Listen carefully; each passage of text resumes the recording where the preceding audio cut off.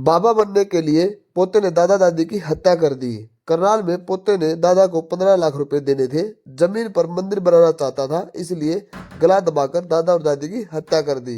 दरअसल क्या है पूरा मामला, जानते हैं विस्तार से। हरियाणा के करनाल में बुजुर्ग दंपति का हत्यारा इनका पोता ही निकला। असम से 15 लाख रुपए चुकाने और जमीन हड़पने के लिए उसने अपने दो साथियों के साथ मिलकर पूरी साजिश रची। पुलिस ने तीनों आरोपियों को गिरफ्तार कर लिया है। डीएसपी गोरखपाल राणा ने बताया कि मुख्य आरोपी रविंदर नशे का आदी है, वह बाबा बना हुआ है। इसका प्लान था कि दादा हरि सिंह दादी लीला की मौत के बाद उनकी जमीन पर मंदिर बनाएगा। उसने दो साथियों प्रदीप और गुलशन को तांबे और अन्य सामान का लालच देकर अपने साथ इस साजिश में मिला लिया। 11 जनवरी की रात को तीनों ने दादा और दादी के हाथ पैर बांध दिए और मुंह पर टेप लगा दी। इसके बाद एक एक कर रविंदर ने दोनों का गला दबा दिया। डीएसपी ने यह भी बताया कि जब रविंदर अपनी दादी लीला का गला दबा रहा था तो दादी ने आवाज लगाई कि रविंदर बचा ले, क्योंकि रविंदर पड़ोस में ही रहता था।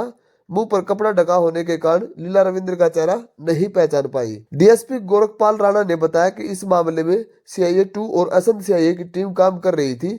रविंद्र की राइट हैंड की दूसरी उंगली पर चोट लगी थी। जब उससे यह पूछा गया कि यह चोट कैसे लगी तो उसने बताया कि वह 8:30 बजे लकड़ी तोड़ रहा था, उस वक्त चोट लग गई थी। जब उसे उस स्थान पर ले जाया गया तो वहां कोई लकड़ी नहीं मिली, जिससे इस पर शक हुआ। रविंदर हरि सिंह के छोटे बेटे बंसी का बेटा है, वह बाबा बना हुआ है और नशे का आदी होने की वजह से उसे होश में लाने में समय लग गया था। यह लोगों को देसी दवाइयां भी देता है। डीएसपी ने बताया कि पूछताछ में उसने बताया उसके परिवार ने दादा को लोन के 15 लाख रुपए देने हैं। रविंदर के मकान की कुर्की से पहले दादा ने 1.5 साल पहले बैंक में ये पैसे भरे थे। दादा बार बार पैसे मांग रहा था, इसलिए साजिश रची कि अगर दादा दादी को ठिकाने लगा दे तो पैसे नहीं देने पड़ेंगे। इसके साथ ही उनकी जमीन पर कब्जा करके मंदिर बना के बैठ जाऊंगा। डीएसपी ने बताया कि रविंदर कई दिनों से सही मौके का इंतजार कर रहा था। उसने टेप भी खरीद ली थी, लेकिन उसका साथ देने के लिए कोई नहीं मिल रहा था। इस बीच उसका संपर्क जैसीपुरा गांव के प्रदीप और गुलशन से हुआ। प्रदीप कबाड़ का काम करता है और गुलशन प्रदीप का भतीजा है। प्रदीप हरि सिंह की दुकान पर कबाड़ी का सामान बेचने के लिए जाता था।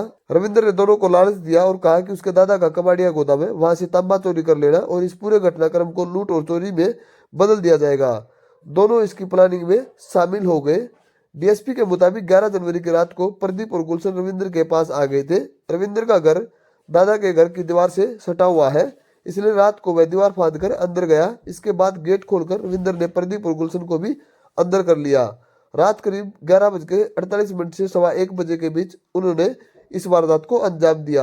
दादा दादी के मुंह पर टेप लगाई और गला दबा दिया, जिससे उनकी मौके पर ही मौत हो गई। डीएसपी ने यह भी बताया कि रविंद्र ने वारदात के वक्त मंकी कैप पहनी हुई थी। रविंद्र की दादी पर जब हमला हो रहा था तो वह अपने पोते को आवाज लगा रही थी, रविंद्र बचा लो बेटा। लेकिन शायद दादी को नहीं पता था कि जो उनका गला दबा रहा है वह रविंद्र ही था। रविंद्र की प्लानिंग थी कि वह घर में ऐसा दिखाना चाहता था कि कोई चोर चोरी करने के लिए आया और इन दोनों को मारकर चला गया। मृतकों की पहचान हरि सिंह 80 वर्षीय और लीला 75 वर्षीय के रूप में हुई है। हरि सिंह नंबरदार थे। वह मूल रूप से कारसा गांव से थे। करीब 40 सालों से वह असंध में रह रहे थे। वह कबाड़ का काम करते थे। हरि सिंह के दो बेटे हैं, इनमें से गुलाब रक्त रोड पर रहता है, जबकि बंसी हरि सिंह के पड़ोस में ही रहता है। हरि सिंह का पोता रोहित इनके साथ ही काम करता है, जबकि दूसरा पोता रविंद्र मजदूरी करता है। रविवार को रोहित किसी काम से बाहर चला गया था। सोमवार सुबह करीब 9:30 बजे रोहित घर आया। दरवाजे पर हल्का सा कुंडा लगा हुआ था। दरवाजा खोलकर अंदर गया तो कमरे में सामान बिखरा हुआ था। रोहित ने बताया कि वह घबराकर तुरंत बाहर आया और अपने चाचा को बुलाकर दोनों अंदर गए तो पहले जमीन पर लीला और हरि सिंह की लाश पड़ी देखी। दोनों के हाथ पांव बंधे हुए थे, शरीर अकड़े हुए थे। इसके बाद तुरंत पुलिस को बुलाया गया। पुलिस ने दोनों के शव को पोस्टमार्टम के लिए सिविल अस्पताल भेज दिया। जांच में पता चला कि इनकी मौत हो चुकी है। अगर आपको हमारी वीडियो पसंद आती है तो हमारे चैनल को सब्सक्राइब करें और वीडियो को ज़्यादा से ज़्यादा शेयर करें। कमेंट बॉक्स में इन दोनों के लिए ओम शांति लिखें और आपका एक सब्सक्राइबर हमें हिम्मत देता है। जय हिंद, जय भारत।